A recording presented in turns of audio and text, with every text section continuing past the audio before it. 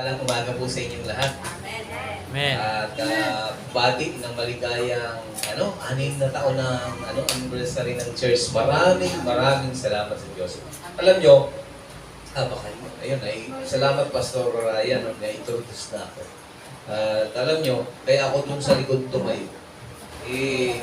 Kasi ayaw kong pahalagahan nyo ako ng higit sa nararapat. Ang gusto kong pahalagahan nyo yung salita ng Diyos na dala natin. Amen. Saan ba ako magsisimula? Meron akong mga inilista rito eh. Habang ako'y, kanina kasi, medyo, nung narito kami, binati ako ng mga dumating, ako kasi medyo observant eh. Medyo observant. Tinignan ko ang mga pagbati, tinignan ko yung mga lumalabas sa bibig. Alam niyo, ito yung nakita ko eh. Kagaya ng church namin sa CGL, doon sa Luta dati, nag-start kami kasi sa harapan sa kalsada, sa terrace actually, sa terrace ng kalsada. Ganito rin, mas mahaba pa nga ito eh, kasi siguro kami noon umaattend lang, mga 12, 15, marami na. Tapos gilid yan, kalsada na gano'n, ang ingin ng sasakyan, open. Hanggang dito lang yung pader. So doon nagsimula ang church, kagaya nito. Kaya, naalala ko yung panahon na yon. And nire-recall ko on how the church start, kung paano nagsimula ang iglesia doon. At alam nyo, kanina nakita ko yung nasalamin ko rito, iisa yung lingwahe natin, iisa yung spirito na doon. Sabi ko, wow, okay. Even yung mga anak ko na obserbahan ko. So sabi ko, wow, salamat Diyos. Natatawa ako ng konti, pasensya na. Tawahin ka guys talaga ako.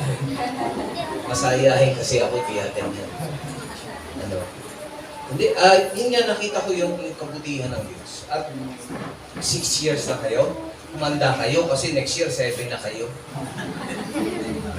Kasi, alam niyo yung 7, diba? Number ng Lord yun. So, simula ng yun yung simula ng harvest. No? So, patuloy lang. Tama-tama naman yung pangalan ng Iglesia ng Panginoon sa lugar na ito. Faith City Church. Yung pananampalataya ng yung kinuha. So, salamat sa Diyos. Ano pa ba yung mga isinulat ko dito? Kasi malilimutin ako dahil sinusulat ko. Ayun, so, salamat sa Diyos. Isang malaking pribilehiyo po at karangalan na maimbitahan sa ganitong mga anniversary. Especially dito sa Iglesia ng Stone na isang spirito na kagaya namin, kagaya ko. Salamat sa Diyos. Isang Panginoon, isang karangalan ito. Ayan. Simulan na natin. Baka tayo magkatawanan pa rito eh. Handa na ba kayo? Amen. Kayo kayo matutulog, kayo matutulog. Uso pa rito tulugan. Ayan, so kung kayo po ay siguro enough na yung aking introduction na yun. And sige.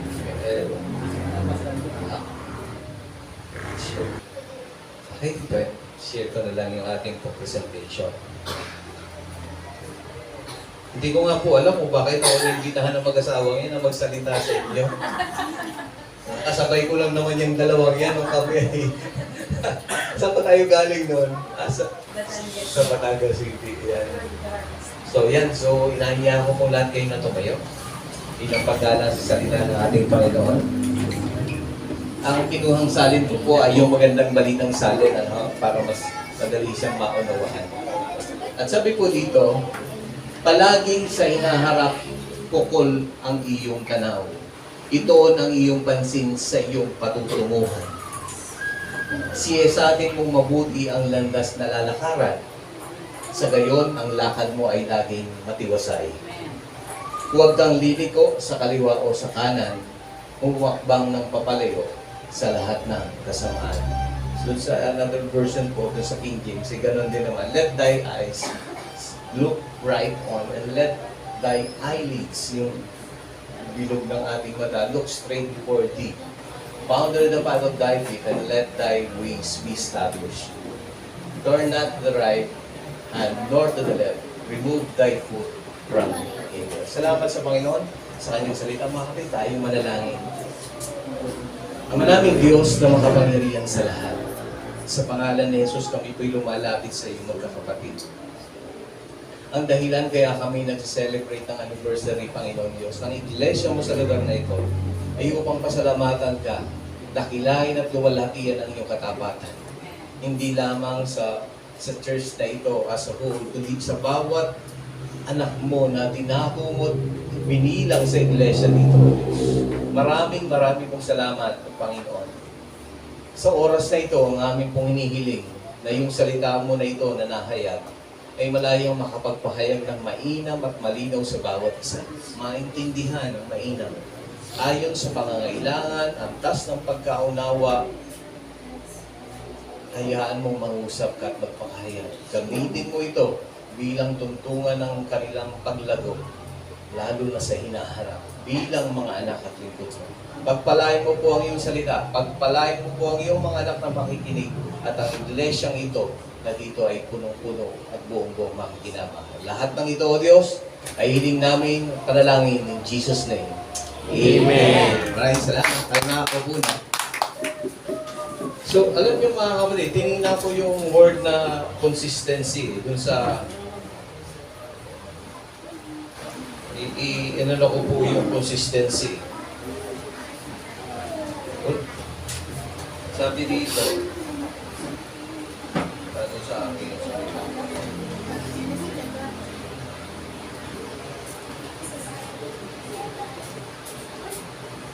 sabi po rito, yung consistency, yun po yung ating tema sa taon na ito. Sabi po dito, conformity in the application of something, typically that which is necessary for the sake of logic, accuracy, and faithfulness.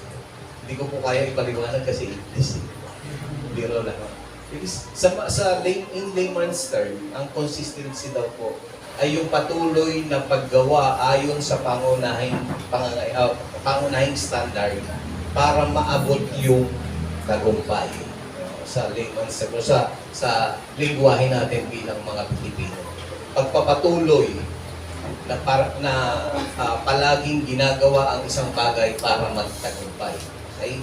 So, ganun din. Alam niyo po, ang ating talakay ngayon ay pinapagatan ko po consistency. Pasensya na, English-Tagalog po akong gumawa ng sermon. Ganun talaga. Para mas madaling maintindihan. Consistency upang magtagumpay. So, ano ba yung mga dapat natin gawin para magtagumpay? Of course, kaakibat lagi noon, nung tagumpay nga yung consistency. So, ano yung mga ingredients kung sa pagkain na dapat nating isama para magtagumpay, para maging masarap yung luto natin. Ano? So, handa na ba kayo, mga kapatid? Amen. So, una, sabi po dyan sa ating slide, number 1, consistent on your consistency or consistent ka dapat sa focus mo. Dapat consistent ka o palagi o tuloy-tuloy o hindi nagbabago. Pag sinabing consistent, hindi nagbabago. Okay? Parang it galing ito sa word na constant. Ay sabihin lang, hindi nagbabago. Okay? So, consistent dapat tayo doon sa focus natin. So, next slide, sabi po dyan, palaging sa hinaharap, pukol ang iyong tanaw, ito ng iyong pansin sa iyong patutunguhan. Sabi po dyan. Sabi, next slide to sa English, let thy eyes look right and let the eyelids look straight before thee. Ano po? Sabi lang po. Sabi ko lang po aking.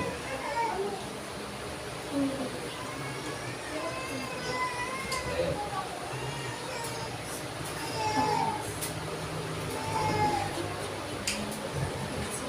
So number 1, next slide, sabi ko, dapat desidido tayo.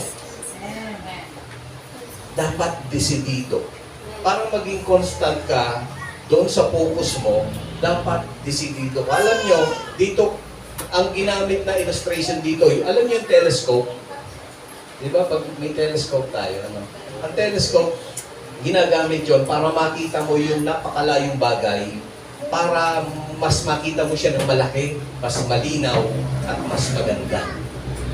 So, ang telescope, parang eyelid natin yon na minamagnify niya yung maliit na bagay para mas lalo natin mai-focus doon yung ating atensyon, paningin, at mga iniisip. Tama ba? Amen. So, doon parang inihalin tulad yung word na focus eh.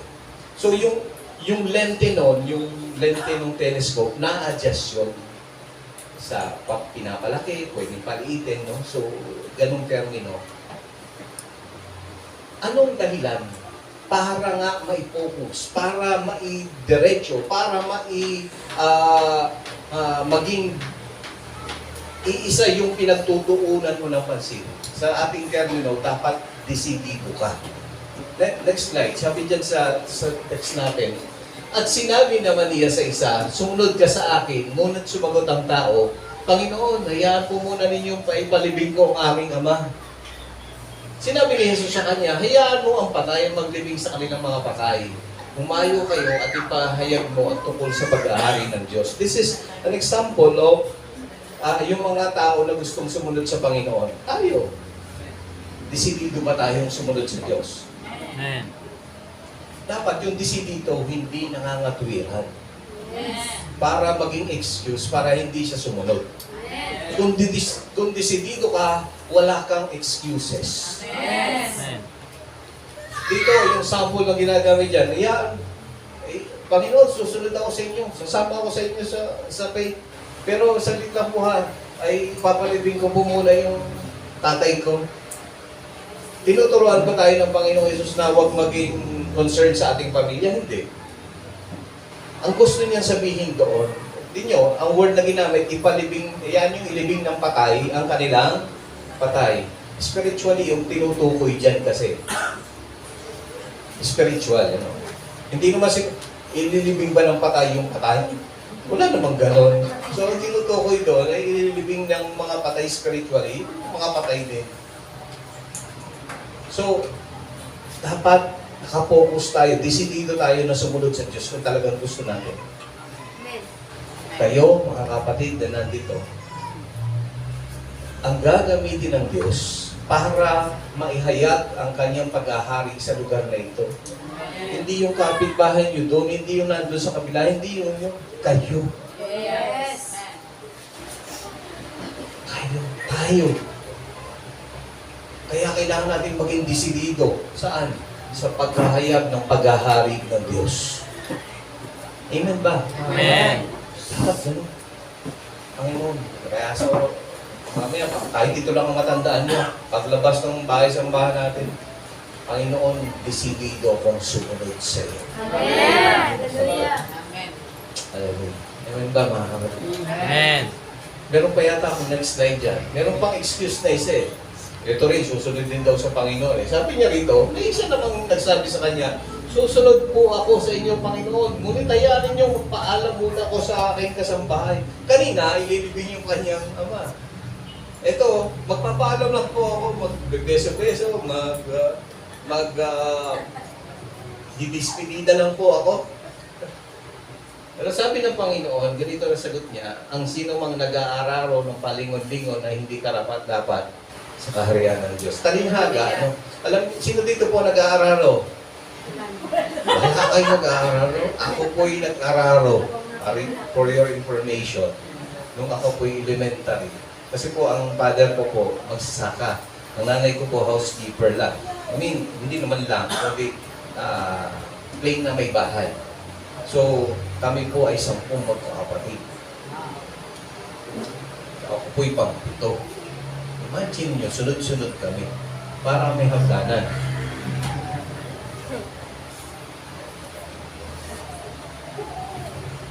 Pero, alam nyo, nag-araro ako.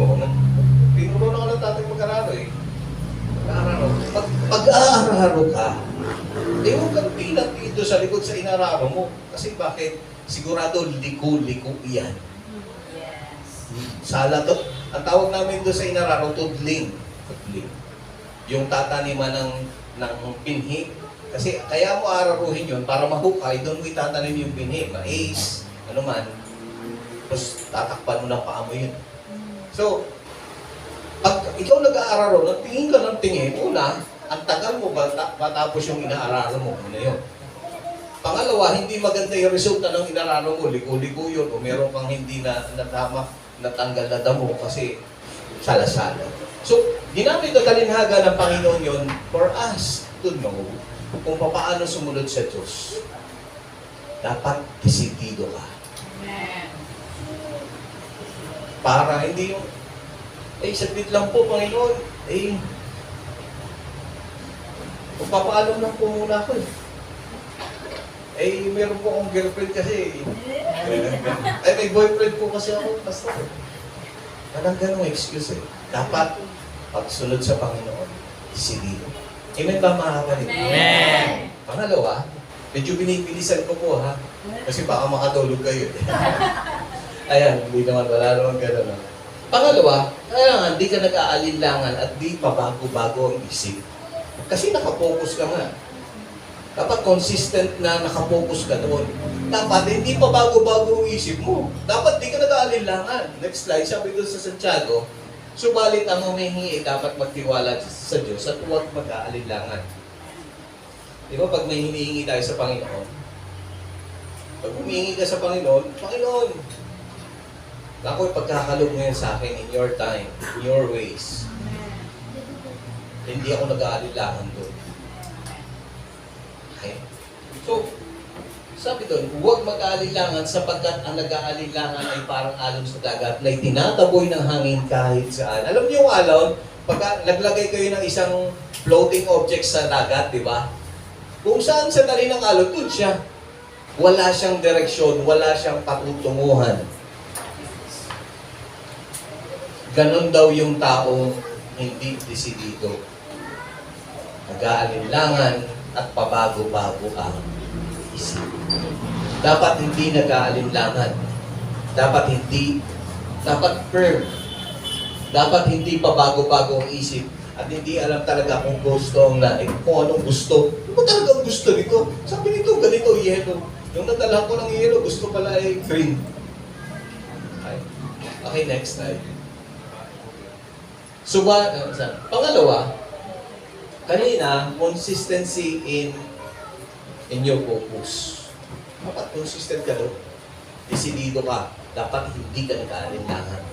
Ay, pangalawa, consistent ka dapat sa paghanda ng iyong daraanan. Consistent ka dapat na handa sa iyong daraanan para, kanina, kaya sinama ko yung sa title ko, yung upang magtagumpay. Diba? Consistency, upang magtagumpay. Kanina, para magtagumpay ka, kailangan consistent ka sa focus mo para magtagumpay ka. Pangalawa, dapat consistent ka rin sa paghahanda ng iyong daraanan para magtagumpay ka. Alam nyo, pag may gera, ganito.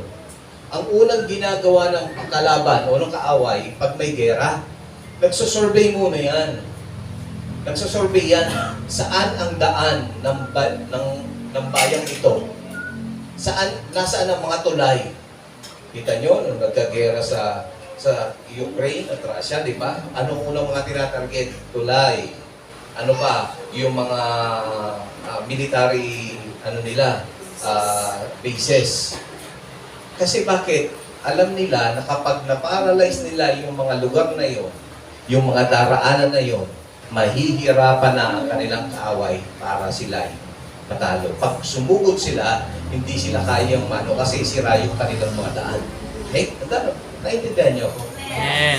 Para magtagumpay, kailangan consistent tayo na lagi nating ipinaghahandaan o inihahanda yung ating daan. Next slide, sabi dyan sa ating text, siyasatin mong mabuti ang landas na lalakaran.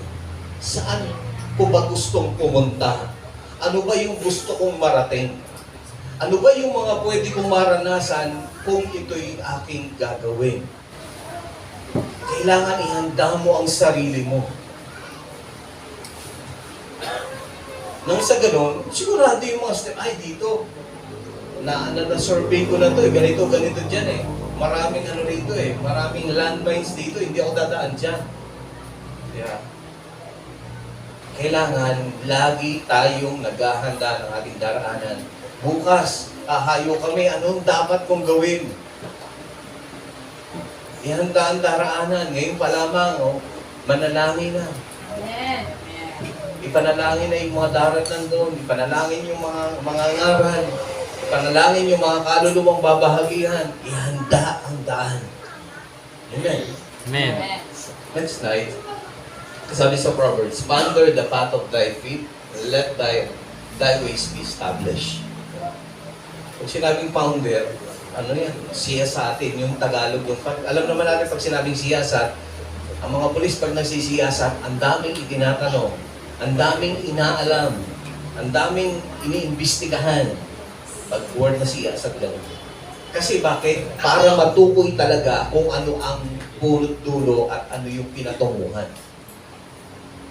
Okay? Next slide, sabi dyan, unang paghahanda. Pag tayo'y mayroong gustong marating, gusto natin magtagumpay, dapat consistent tayo, sabi ko nga kanina, consistent tayo na imbestigan yung ating daraanan. Unang dapat ihanda, ipagkatiwala sa Diyos ang iyong mga gagawin, unahin ang Diyos. Kadalasan based on my experience and sa experience ng mga tao mananampalataya na kadalasan nagplano na at ginagawa ng plano, tapos nung nagka-problema, saka ipapag-pray, saka isasaguni sa Diyos. Tama ba? Pero dapat hindi ganun Bago pa lamang natin gawin ng isang bagay, bago pa lamang natin gumawa tayo ng isang plano, isang guni natin sa Diyos. Panginoon, ito yung gusto namin, kalooban mo po ba ito? Kung kalooban mo, Panginoon, ikaw yung maghanda, ikaw mag-prepare ng lahat ng kailangan, ikaw magsaayos ang smoothness, Panginoon, ng katuparan ng aming minimiting ito, ay hiningin namin sa iyo. Unahin ang Diyos. Isang guni sa Diyos. Amen. Amen.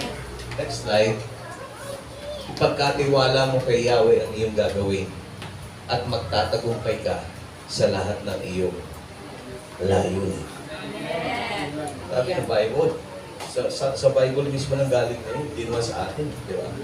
So, sangguni tayo natin sa Diyos. Lahat ng gusto natin, lahat ng balakin natin. Kung gusto mo magtagumpay, unahin ang Diyos. At dapat consistent kang ginagawa yun. Pag nanangan tayo sa ating sarili, chances are, we will fail. We will fail. Next slide. Sabi ng Bible, kasi bakit gano'n? Kasi ang Diyos ang una sa lahat. At sa Kanya nakasalalay ang kaayusan ng lahat ng bagay. So, sa magandang sa mabuting balitang salin din po. Ito sa magandang balita, siya ang una sa lahat at ang bukas ng sinubok ay nananatiling nasa kaayusan sa magitan niya. So kasi una ang Diyos So kung gusto mo magtagumpay, edi unahin mo siya kasi sa Kanya nakasalalay ang kaayusan ng lahat ng bagay. Kaya? Amen. So mga kabataan, so dapat naghahanda ha. Sino dito mga binata dalaga? Binata talaga. Asawa yan. May text akong i-share sa inyo. Aret, explain nyo. Aret, Tagalog tayo. Ihanda mo muna ang iyong bukid para mayroon kang tiyak na pagkakakitaan bago ka magtayo ng bahay at magtatag ng tahan. Okay. So bago mag-asawa, anong kailangan gawin? Handa. Handa. At dapat ngayon pa lamang consistent kayo sa focus yun Consistent kayo dyan sa paghahanda. Sa mga nag-aaral, pagbutihin nyo ang pag-aaral. Ang panahon nyo ngayon mag-aral. Hindi mag-boyfriend. Yes. Sorry ha, hindi ako enjoy. Pero may naging girlfriend naman ako ng high school. Pero sa totoo lang, na-realize ko rin nung time na ay dapat pala talaga, nung time na yun nag-aaral ako, mag-aaral ako mabuti.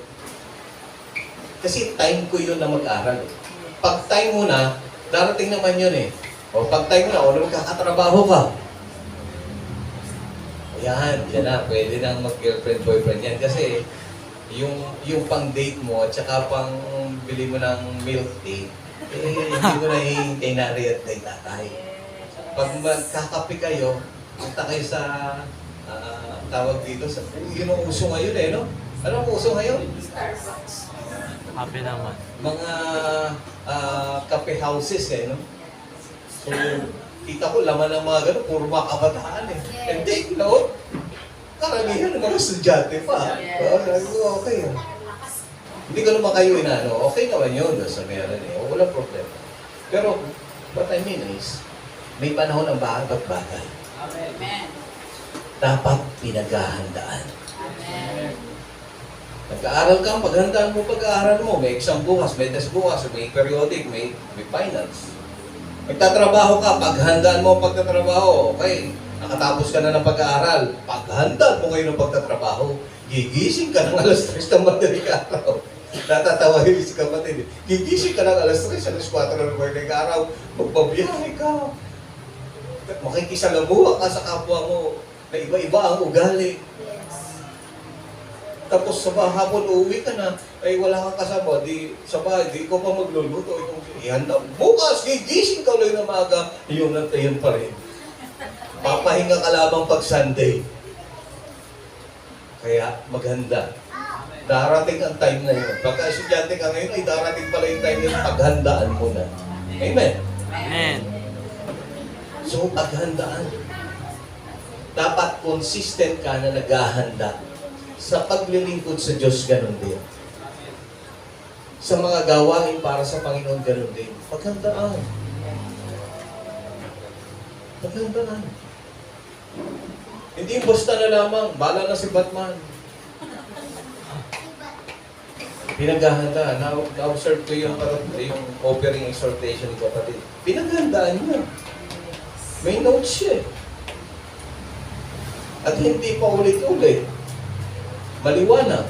Naintindihan ko yung buong istorya. Kasi pinaghandaan niya.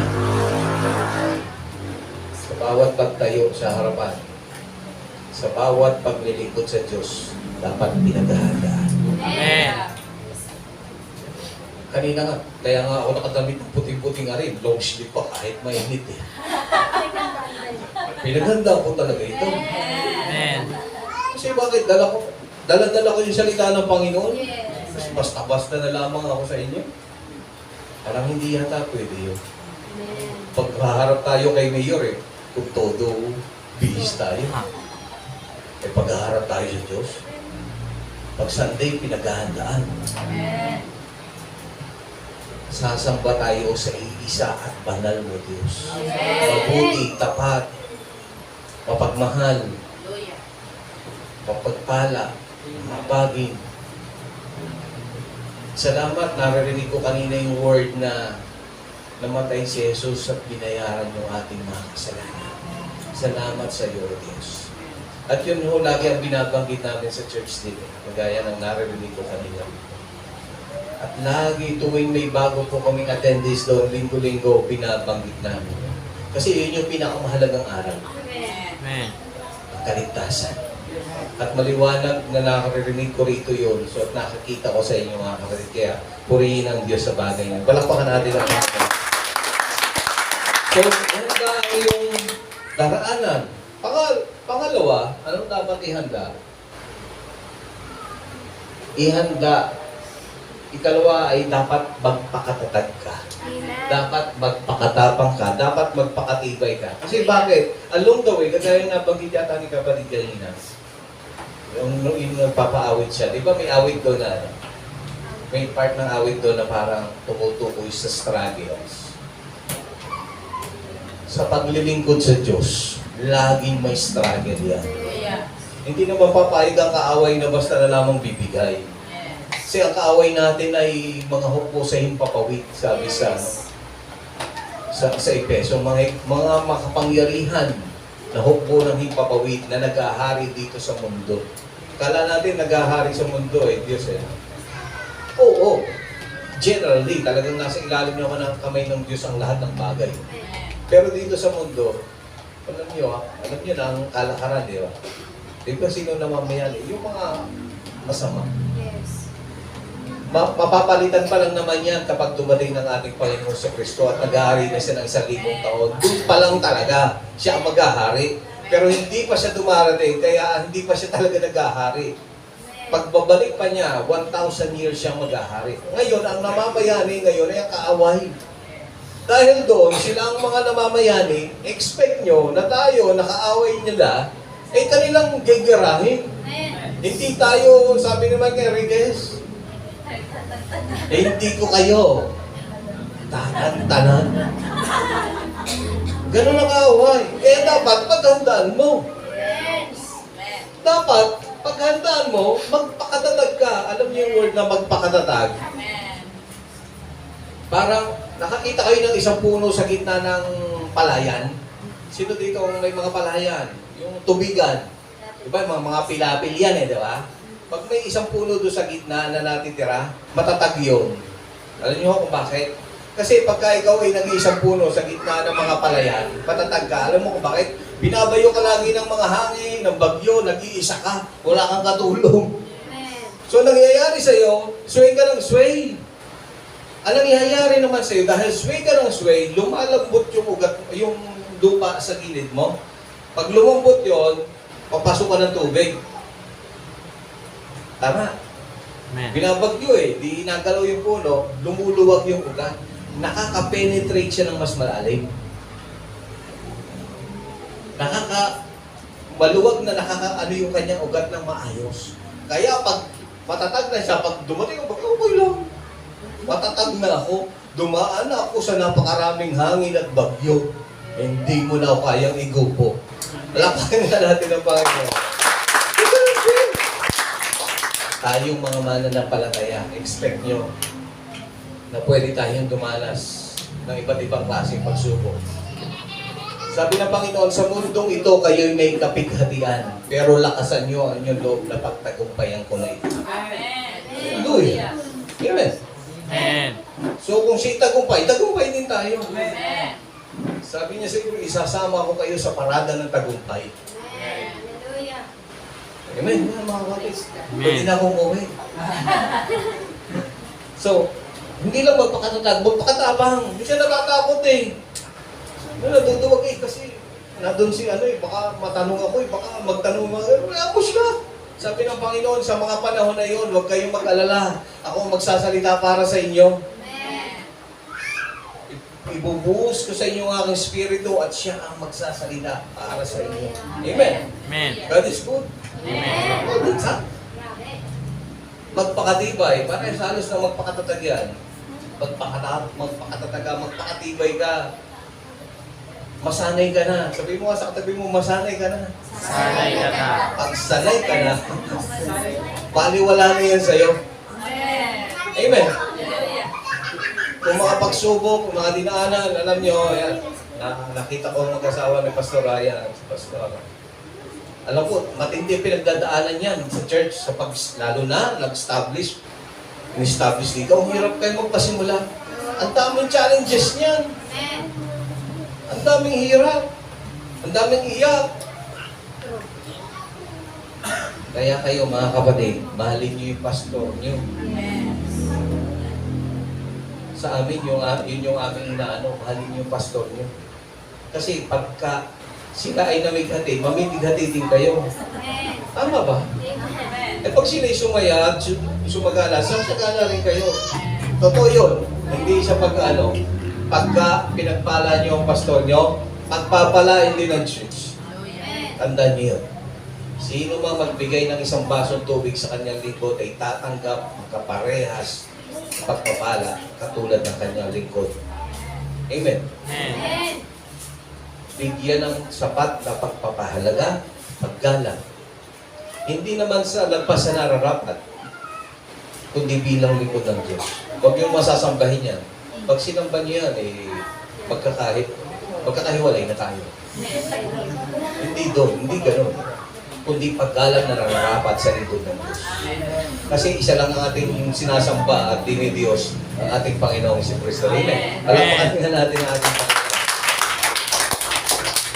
Okay, so, next slide, sabi ko dyan, maging handa kayo, magpakatatag. Sabi dyan, sa inyong pananampalataya, maging matapang kayo, magpakatibay. May kasunod pa po yan eh. Yung, hindi ko na isinama eh.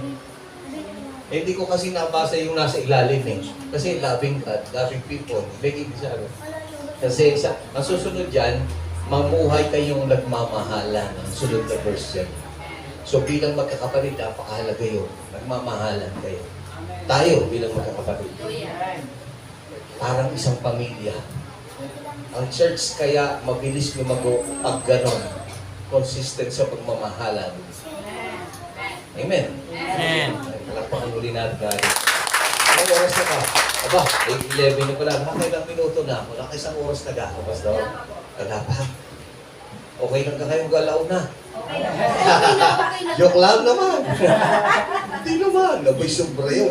Sabi nga, sa mga pastor, sa mga magpapastor, pagka ang mga nakikinig sa inyo, kalmado pag nakikinig sa inyo at hindi pa gumagalaw ang upuan, okay lang. Pero the moment na nagkikilosan ang mga upuan niya, putulin ko na ang sermon mo. Sana hindi po dumating sa putulin ko rin. Anyway, hallelujah, purihin po ang Diyos. Pangatlo, consistent tayo sa iyong direction dapat. Dapat consistent ka sa direction. Huwag kang magsiswerve sa kaliwa man o sa kanan. Next slide, sabi dyan, turn not to the right hand nor to the left. Remove thy foot from evil. Ano ibig sabihin yan? Ano ibig sabihin ng Panginoon dyan? Kinuha ko po yung pinagkunan niyan sa Deuteronomy. Sige. Next slide. Ayan. Sa Deuteronomy chapter 28 verse 14 to 15, ito yung tagubili ng Panginoon ni Yahweh sa kanyang bayang Israel. Sabi niya doon, huwag ninyong lalabagin ang alinmang sa sinasabi ko sa inyo, yung commandments niya, yung law niya. Huwag kayong lilihis sa kanan o sa kaliwa. Huwag kayong tatalikod kay Yahweh, ni sasamba o maglilingkod sa mga Diyos-Diyosan. Next slide. Subalit kung hindi kayo makikinig kay Yahweh, na inyong Diyos, at hindi sinunod ang kanyang mga utos at tuntuning ibinigay ko sa inyo ngayon, mangyayari sa inyo ang mga sumpang ito. Hindi ko na po isinama. Ang dami kasi. Ang assignment nyo, basahin nyo mamaya after ng sermon natin. Malalaman nyo kung ano-anong sumpa ang pwedeng mangyari. Bakit? Lumiko sa kanan eh. Lumiko sa kaliwa eh. Hindi naging consistent sa straight na direksyon. Kung saan-saan pumupunta. Dapat consistent tayo sa direksyon na ating patutunguhan. Kung hindi ka makakarating doon. Meron nga isang kasabihan eh, hindi lumingon, pero hindi po yun yung ating target. Sinihit ko lang, para lang kayo ay magising. Mahilig ko ako mag-prank. Pero, mga kapatid, pera biro, napakahalaga. Consistent ka dapat. Kung pag-aaral, straight. Kung pagtatrabaho, straight. Pagka ikaw ay nag-asawa na, straight din. Amen. Wala nang liko sa kaliwa o sa kanan yan. Yan na yun. Kaya ka nga nanumpa sa Diyos eh. Kaya maraming nasisirang tahanan kasi hindi nagiging tapat sa kanyang sinumpaang pangako sa Diyos na hindi magsaswerve sa kanan o sa kaliwa. Nanumpa ka ba sa harapan ng Diyos tapos di mo gagawin? What will happen? Amen ba mga kapatid? Amen. Siguro no, pwede na ako umuwi, busog na kayo. Pero may mga dapat kong tandaan. Hindi ko naman tatapusin ng gano'n na lamang ngayon. Next slide po, mga dapat tandaan. Number 1, nasa kamay at pasya ng Diyos ang ating katagumpayan sa buhay. Alam nyo, napakaganda ng kanina, ang text natin. Next slide. Sabi dyan, ang tao ang nagbabala, ngunit si Yahweh ang nagpapatupad. Mga kapatid, tanda natin to ha. Yung sinare ko sa inyo kanina, yun yung ating pamantayan bilang tao. Okay ba mga kapatid? Amen. Napakahalaga na may plano kasi kung wala kang plano at wala kang direksyon, hindi ka talaga magtatagumpay. Pero kahit na magkaganon, disclaimer lang po, ito, kahit na anong plano natin sa buhay, kahit na anong ginagawa natin, kahit na anong focus ang gawin natin, kahit na anong paghahanda, kahit na hindi tayo lumiliko sa kanan o kaliwa, tatandaan natin mga kapatid, huwag niyo kalilimutan. Nasa kamay pa rin ng Diyos ang pagpapatupad ng lahat ng bagay na ito. Amen. Amen. Siya yung ultimate. Siya yung kasagaran ng lahat ng bagay. Kaya nasa kanyang kamay pa rin ang lahat ng ito. Amen. Amen. So, kaya dapat, sasangguliin natin siya. Sabi ko sa inyo kanina, dapat sasangguliin natin siya.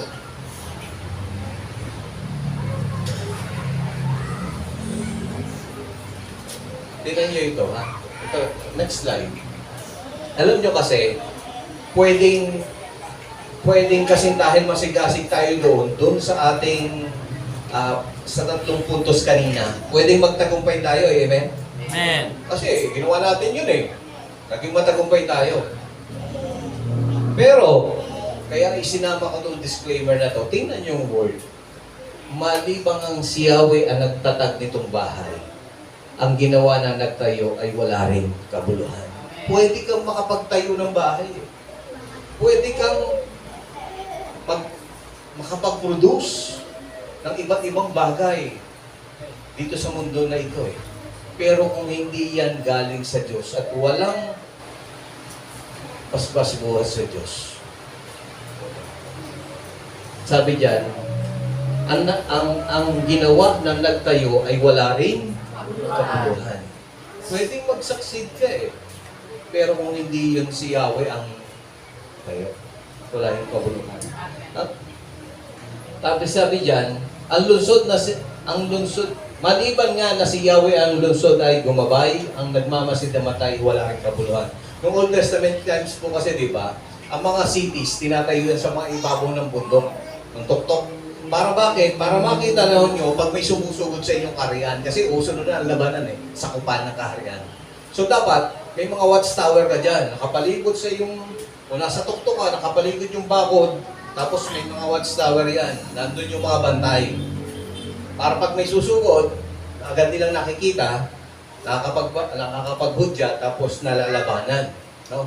Pero sabi dyan, kahit na meron kang mga taga-masid, kahit na may mga watchtower ka, malibang si Yahweh ang gumagabay sa lungsod na yon. Walang kwenta yung mga watchtower, walang kwenta yung mga bantay doon. Anong gustong sabihin? Again, kagaya ng unang verse, malibang si Yahweh ang nandun. Kaya tandaan natin, nasa kamay pa rin ng Diyos ang lahat ng bagay.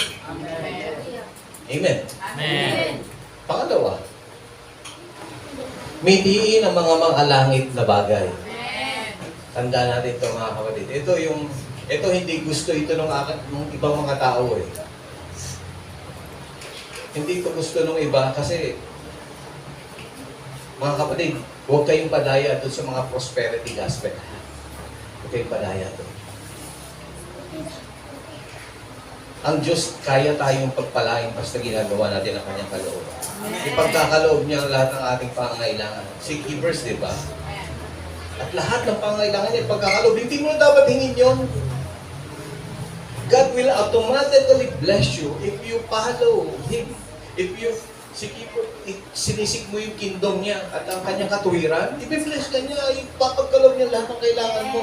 Kagaya ng nabanggit ni kapatid sa kanyang exhortation sa pagkakaloob. God will bless you. Basta sundin mo yung kalooban mo. Akong bahala sa iyo. Huwag mong alalahanin. Huwag kayong mabalisa sa anumang bagay sa paglibingin sa Diyos. Sumita ng panalangin mo, pananampalataya. At ang di malirip na kapayapaan ng Diyos ibibigay sa inyong puso. Ang Diyos natin ay mabuti. Amen. Wala siyang kayang hindi gawin para sa atin. Yes. Hallelujah. Next slide. Sabi dyan ang mga bagay na panlangit ang isa-isip ninyo. Hindi ko huling kaya, sabi ng Bible.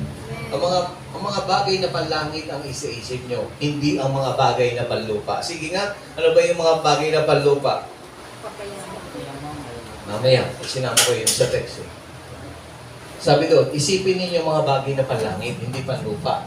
Bakit? Sapagkat namatay na kayo at ang inyong tunay na buhay ay natatago na sa Diyos kasama ni Kristo. Nung tayo'y nakipag-isa kay Jesus, na bago na dapat yung ating mga iniisip at minimiti sa buhay. Ang isang nakipag-isa kay Kristo ay isa ng bagong nilalang. Wala na yung dati, siya ay bago na. Wala na yun. Dati yung mga kaluma mong mithiin at gustuhin, yun yung panlupa yun. Pero dapat ngayon panlangit na. Tingnan nyo bakit. Next slide. Huwag ninyong ibigin ang sanlibutan o alin ang mga bagay na nasa sanlibutan. Ano ba yung mga bagay na nasa sanlibutan? Ang umiibig sa sanlibutan na hindi umiibig sa Ama. ang lahat na ang nasa sanlibutan. Una, ang masasamang nasa ng laman, lust of the flesh. Ang gusto ng ating katawan. Ano bang gusto ng ating laman? So yan, lagi nagiginawaan. Kabaligtarin yan. Next slide. Sorry. Ang nasa ng mga mata, lust of the flesh, lust of the eye. Wow, nagpunta ako sa mall. May iPhone 14 na. Anong latest iPhone ngayon? May 14 na. Oh, kakabalita ng kanina. Joke lang, ha? Joke lang. Binitiro ko lang. Alam nyo, di ba pag may bago, sabi ng kanta ni Rico J. Puno, hindi alam ng ibang kabataan. Isip ay nalilito pag nakakita ng bago. Ang lahat ng bagay sa mundo ay isang malaking tukso. Hindi yata si Rico J. Puno yun. Sorry, ha. Disclaimer lang. Iba yata. So, alam nyo na yun, i-search nyo na lang. Pero, katotoo yun. Yung ating mata, kung anong gusto niya, nakikita niya, ay, ganda, gusto ko magkaroon.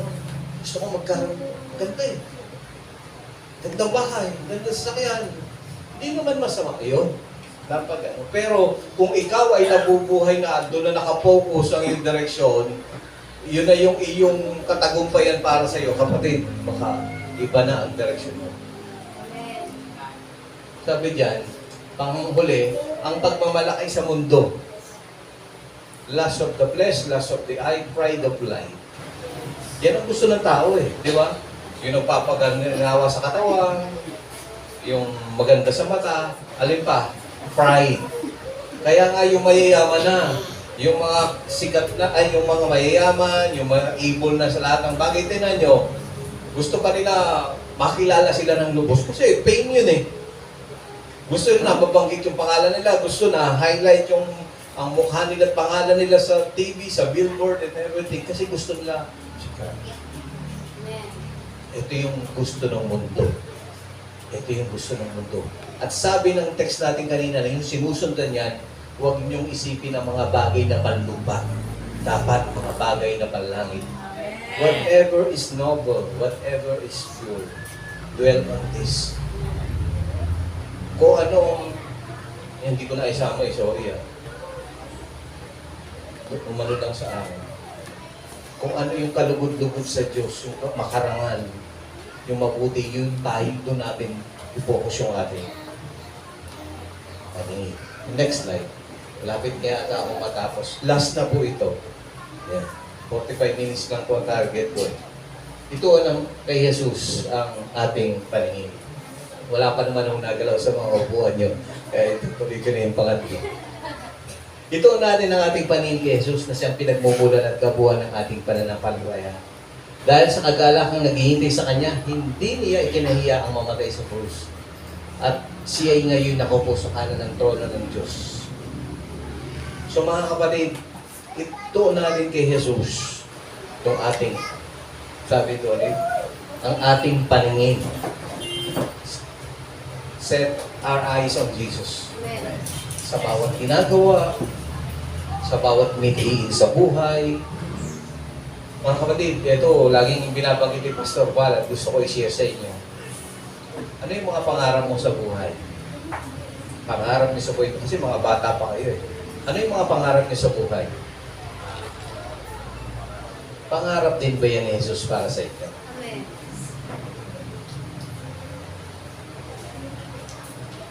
Kung pangarap din yan ni Jesus para sa inyo, baby, tuloy nyo. Pero sa tingin ninyo, hindi yan ang kalooban ng Diyos para sa inyo. Magbago na tayo. Ng focus, magbago ng pinaghahandaan, at magbago ng ano kung panghuli ko? Direction. Amen ba mga kapatid? Amen. Ang ganda ng pangalan ng church niyo. Tapos ang ganda rin ng inyong team niyo. Pag pinagtugtong ko siya, consistency in faith. Consistency in faith. Dapat ganun tayo. Consistent tayo dun sa ating pinanampalatayaan at sa pagkatawag niya sa atin.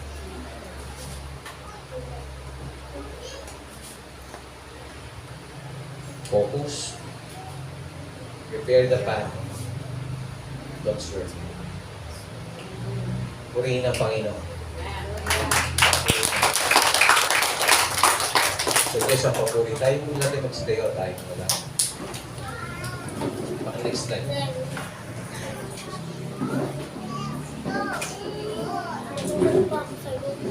Nawa pa mga kapatid, no?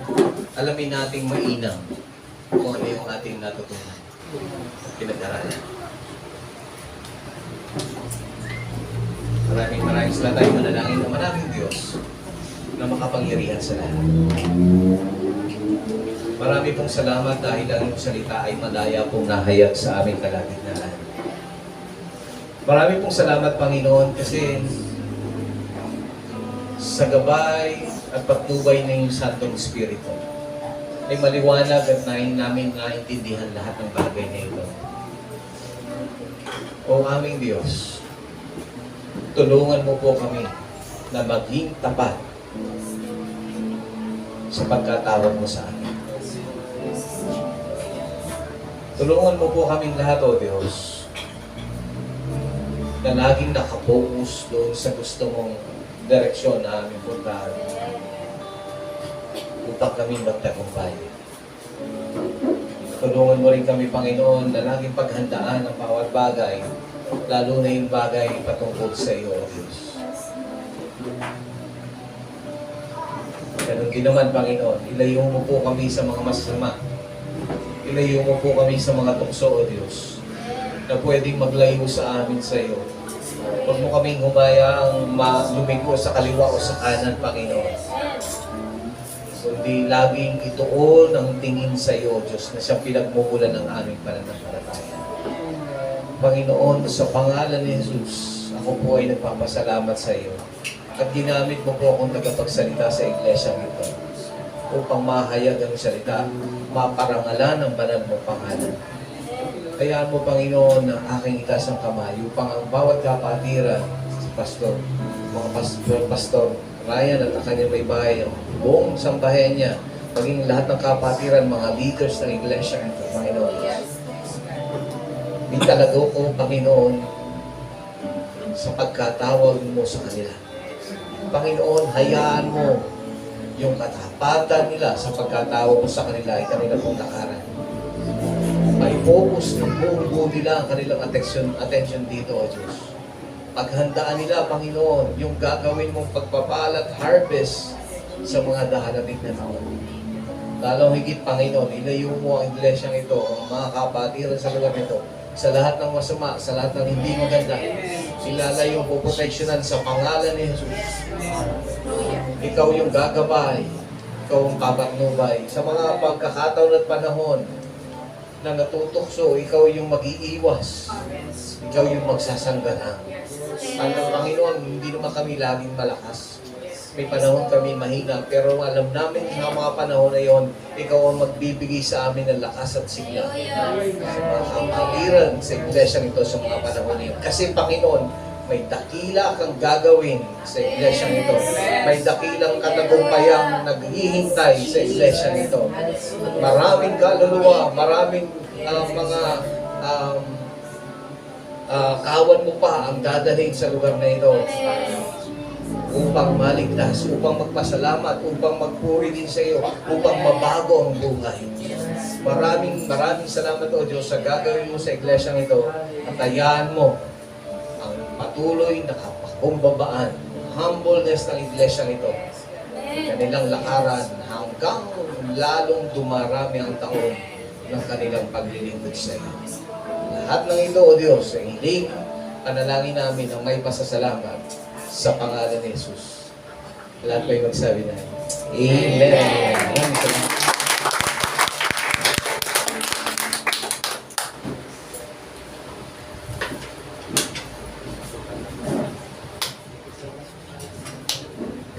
Amen. Praise God. Siguro makakatulong po ang bawat isa.